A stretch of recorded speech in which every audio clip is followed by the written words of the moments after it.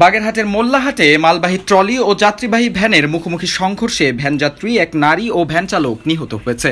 প্রত্যক্ষদর্শীরা জানান, উপজেলার প্রধান সড়কের সেবা ক্লিনিকের সামনে সকাল 7টার দিকে উপজেলা পরিষদের দিক থেকে আসা ট্রলি ও হাসপাতালের দিক থেকে আসা ভ্যানের মুখোমুখি সংঘর্ষ হয়। এ সময় ঘটনাস্থলে ভ্যানের যাত্রী উপজেলার ভান্ডারখোলা গ্রামের আলী আকবর মোল্লার স্ত্রী রাহিলা বেগমের মৃত্যু হয়। গুরুতর আহত অবস্থায় ভ্যান চালক একই উপজেলার কাহালপুর গ্রামের আবু বকর মুন্সির ছেলে আজহার মুন্সিকে উপজেলা স্বাস্থ্য কমপ্লেক্সে নিলে তার উন্নত চিকিৎসার জন্য খুমেক হাসপাতালে প্রেরণ করেন কর্তব্যরত চিকিৎসক।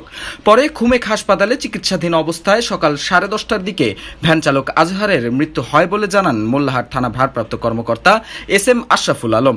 তিনি আরো বলেন, এ ঘটনায় ট্রলিটি থানায় আটক রাখা হয়েছে, তবে এর চালক বা মালিক কাউকেই পাওয়া যায়নি। নিহত রাহেলা বেগমের লাশ তার পরিবারের কাছে হস্তান্তর করা হয়েছে। এই বেপরোয়া নিয়ন্ত্রণহীন মালবাহী ট্রলি নিয়ন্ত্রণে প্রশাসনের হস্তক্ষেপ কামনা করেছেন স্থানীয়রা। বাগেরহাট থেকে সোহেল রানা বাবুয়ের পাঠানো তথ্য ও ভিডিও চিত্রে বিস্তারিত জানাচ্ছিলাম আমি দীপু নূর। রূপান্তর সংবাদ নিউজ ডেস্ক।